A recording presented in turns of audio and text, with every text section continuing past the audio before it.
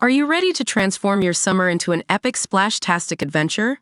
Say goodbye to wasteful, single-use water balloons and hello to the ultimate in reusable, eco-friendly fun with reusable water balloons.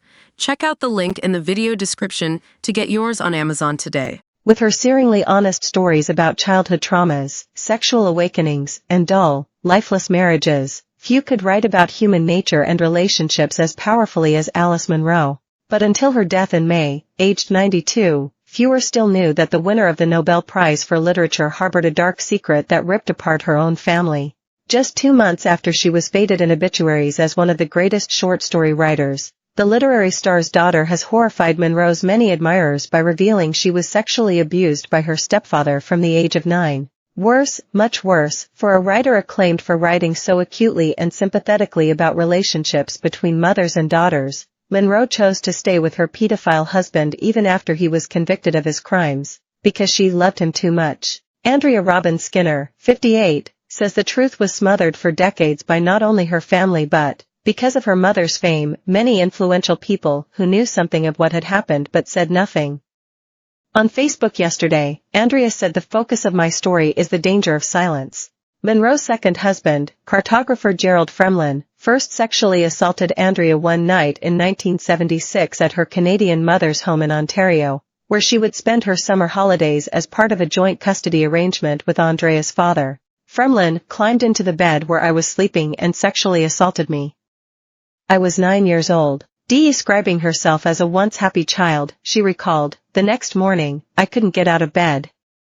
I'd woken up with my first migraine, which developed over the years into a chronic, debilitating condition that continues to this day." She recalls Fremlin, then in his 50s, driving her to the airport when the time came for her to return to her father, Jim Munro, in Victoria, British Columbia. In the car, he asked me to play a game called Show Me. When I said no, he made me tell him about my sex life, prying me for details of innocent games I played with other children. Then he told me about his sex life. Andrea, the youngest of Alice Munro's 3 daughters, a 4th died shortly after birth, told her stepmother, Carol, about the abuse. Carol alerted the girl's father.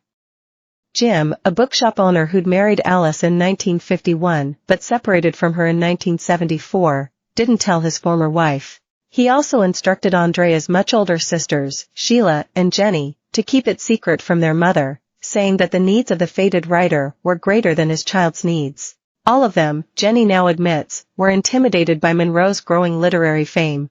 Andrea also feared that her mother would blame me if she ever found out because she was already paranoid that Fremlin favored her daughter over her. It meant that Andrea was subjected to years of further sexual abuse when she returned to her mother's home each summer. Fremlin, who'd once been an aspiring poet, repeatedly exposed himself to her, masturbated in front of her and propositioned her. When I was alone with Fremlin, he made lewd jokes, exposed himself during car rides, told me about the little girls in the neighborhood he liked, and described my mother's sexual needs, she wrote in the Toronto Star this month. Alice Munro's behavior was, in its own way, just as horrifying as Fremlin's. When Andrea was 11, former friends of Fremlin's told Alice that he'd exposed himself to their 14-year-old daughter. When Munro challenged him he denied it, and when asked about Andrea, he reassured her that I was not his type, she says. In front of my mother, he told me that many cultures in the past weren't as prudish as ours, and it used to be considered normal for children to learn about sex by engaging in sex with adults. My mother said nothing.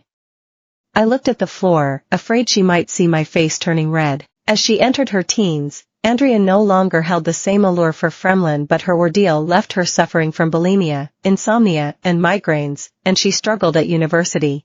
In 1992, Andrea, then 25, broke the conspiracy of silence within the family after Alice Munro had mentioned to her a story she'd read about a girl who commits suicide after being sexually abused by her stepfather. Munro asked her why she thought the poor girl didn't tell her mother. A month later, Andrea wrote to her mother revealing what had